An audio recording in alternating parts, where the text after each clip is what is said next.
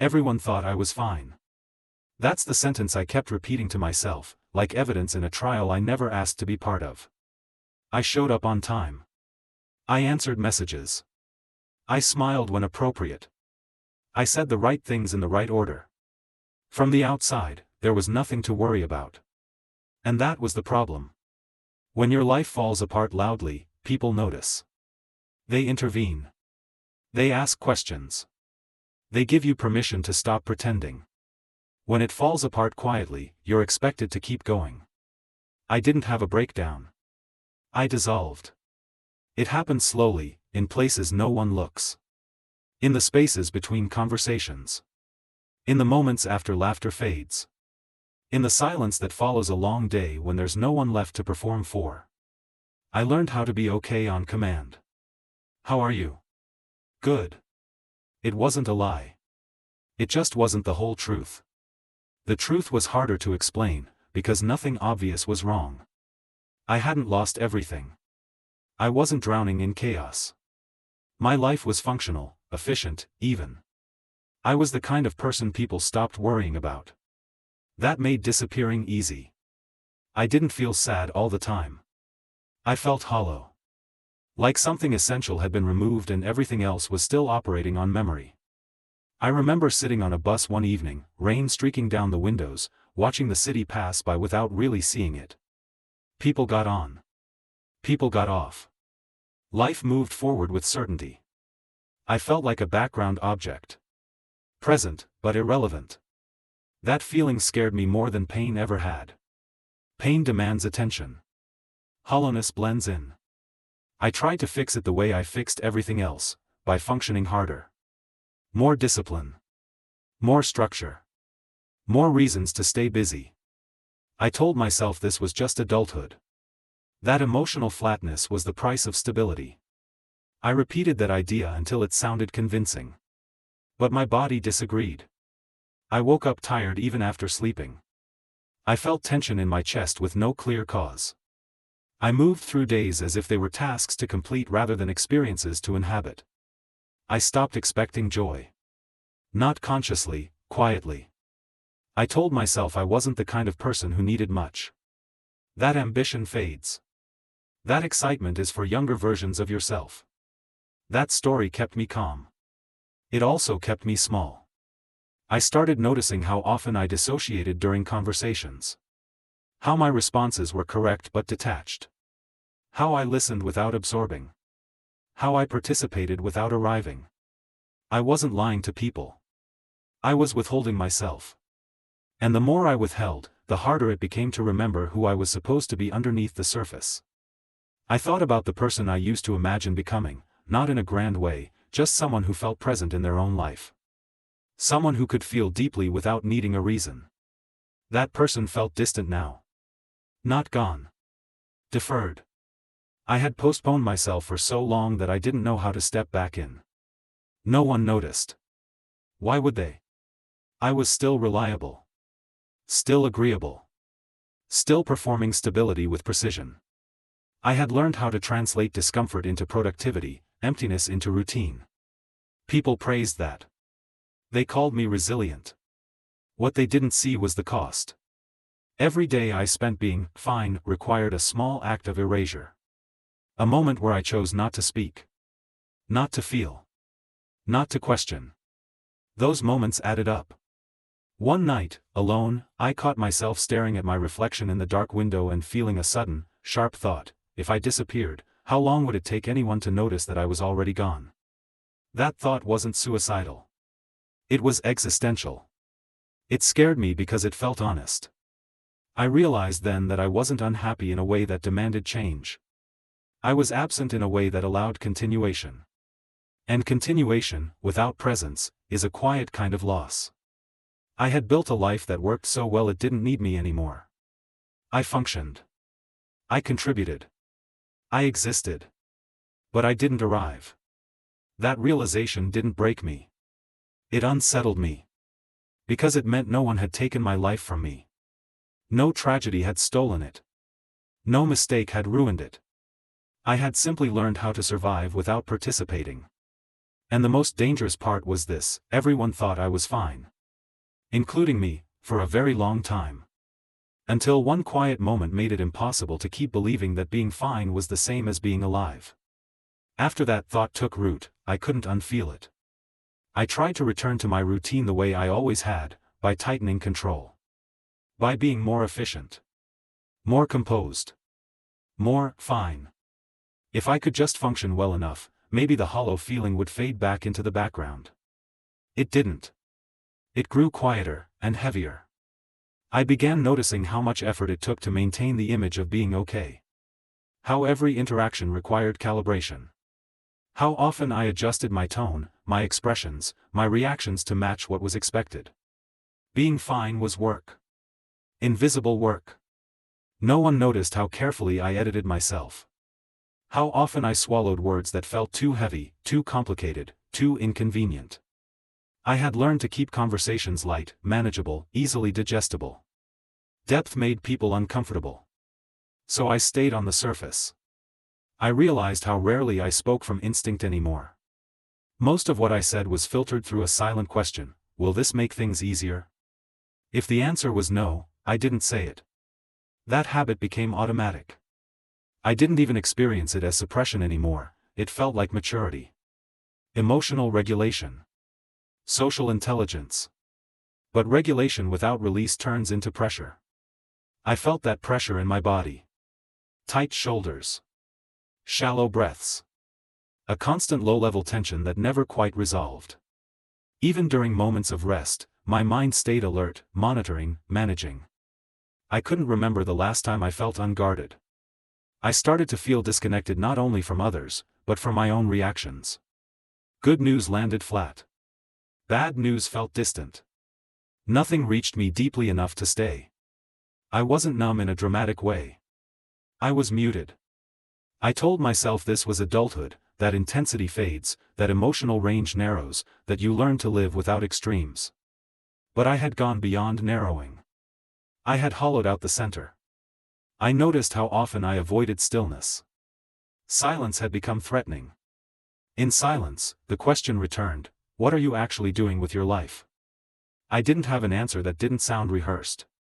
I started to realize how much of my identity was built around being easy to be around. Not demanding. Not complicated. Not disruptive. I had trained myself to be emotionally convenient. People appreciated that. They trusted me with responsibilities. With confidences. With expectations. I was the person who could handle things without falling apart.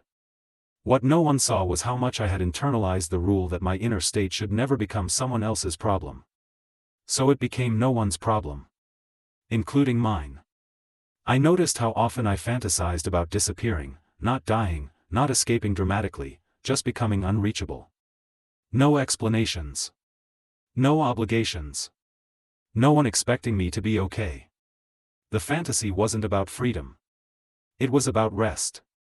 Rest from being fine. That scared me. Because wanting to disappear doesn't mean you want to leave life. It means you're exhausted from the version of yourself you've been maintaining. I tried to trace when this started. There was no single moment. Just a gradual accumulation of small choices. Each time I chose not to speak. Each time I chose not to feel. Each time I chose to adapt instead of express. None of those choices felt dangerous. Together, they erased me. I began to feel resentment, not toward others, but toward the role I kept playing. Toward the expectation that I would always be stable, always be okay, always be available. That resentment had nowhere to go. So it turned inward. I criticized myself for being ungrateful. For wanting more when nothing was obviously wrong. I told myself to be stronger, quieter, better at coping. Those internal commands didn't motivate me. They drained me. I started to feel a strange grief, not for something I had lost, but for something I had never allowed to exist fully. My own presence. I realized how rarely I asked myself what I wanted. Not in abstract terms, in real, immediate ways. What I wanted to say. What I wanted to feel. What I wanted to do next. Those questions felt foreign. I had trained myself to bypass them. One evening, sitting alone, I noticed something unsettling. I felt more real when I was alone than when I was with people. That realization hurt. Because connection should amplify you, not dilute you. I understood then that I had been disappearing in plain sight, performing stability so convincingly that even I believed it. Everyone thought I was fine because I had become very good at appearing intact. But inside, something was quietly collapsing. Not into chaos. Into absence. I wasn't breaking down. I was fading out. And the most frightening part was that fading required no dramatic event. No crisis. No failure. It required only continued silence. I didn't know yet what I would do with this awareness. I only knew that I couldn't go back to not knowing. Because once you realize that being fine is costing you your presence, every day you continue that performance feels like a small betrayal. And I was starting to feel the weight of all those betrayals adding up. The moment I stopped pretending to be fine didn't look like honesty. It looked like fear. Fear of what would happen if I didn't hold myself together anymore. Fear of what people would see if I stopped editing my reactions, my words, my presence. Fear of discovering that without the performance, there might not be much left. For years, I believed being fine was a strength. It meant I could cope. It meant I didn't burden others. It meant I was mature enough to manage my own emotions quietly. What I didn't understand was that managing something indefinitely is not the same as living with it. The first crack appeared in a moment so small it almost escaped me. Someone asked me how I was, casually, without expectation, and for once, I didn't answer immediately. The pause felt dangerous. In that silence, I realized I had no language left for my inner life that wasn't polished or acceptable. I knew how to reassure. I knew how to deflect. I knew how to keep things moving. I didn't know how to be real without disrupting the room. So I said nothing.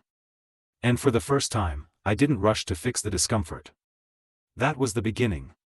Not a confession. Not a dramatic revelation. Just a refusal to continue translating myself into something easier to consume. I started noticing how deeply I associated authenticity with risk. How I believed that if I showed even a fraction of what was happening inside me, I would become a problem. Too heavy. Too complicated. Too much. That belief had shaped my entire adult life. It had taught me how to survive socially, and how to disappear internally. I began letting small truths surface. Not everything. Not all at once. Just enough to remind myself that I existed beyond the surface. I admitted when I was tired. I allowed silence instead of immediate reassurance. I stopped forcing enthusiasm where there was none. These changes felt enormous. My body reacted as if I were breaking rules I had internalized for decades. I felt guilt for being less agreeable. Anxiety for not smoothing things over. Fear that people would pull away once I stopped being reliably fine. Some did. That hurt more than I expected. But it also revealed something I had needed to see. Many of my relationships had been built around my emotional availability, not my emotional presence. Around what I could absorb, not who I was. When I stopped absorbing everything, the dynamics shifted. And so did I. I began to feel anger, clean, sharp, unfamiliar. Anger not at others, but at the years I had spent believing my inner life was something to be managed rather than honored. I let that anger exist. Not to act on it, to listen to it. It told me where I had abandoned myself. I realized that being fine had been my way of staying in control. As long as I didn't need anything, no one could disappoint me. As long as I didn't ask, I couldn't be refused.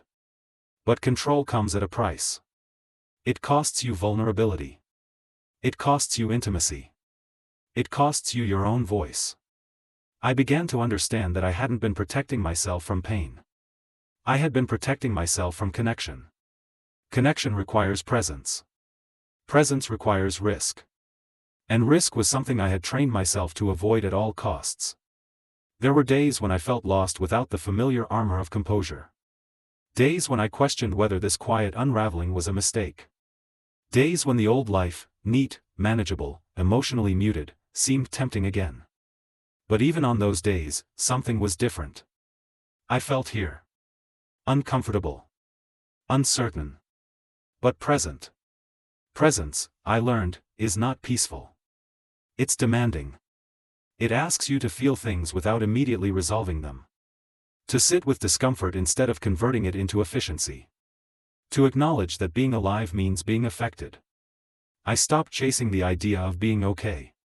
I started asking a different question: am I being honest with myself in this moment? That question didn't always lead to answers. But it led to alignment.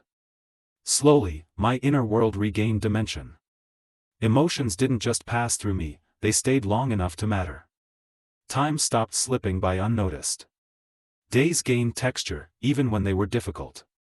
I didn't become happier. I became more real. I understood then that the opposite of fine isn't broken. It's present.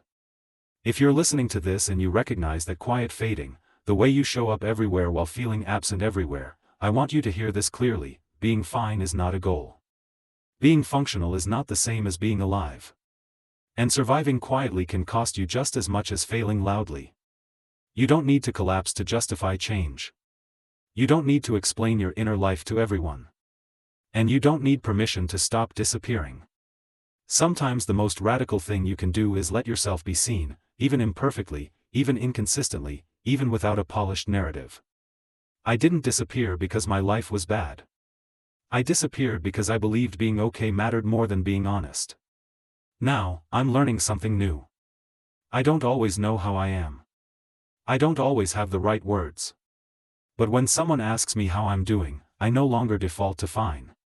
And that simple shift, that refusal to erase myself for comfort, has changed everything. My life is still quiet. Still ordinary. Still unresolved. But it's mine again. And after years of being fine while fading, being here, imperfect, exposed, undeniably present, is the first thing that finally feels like living.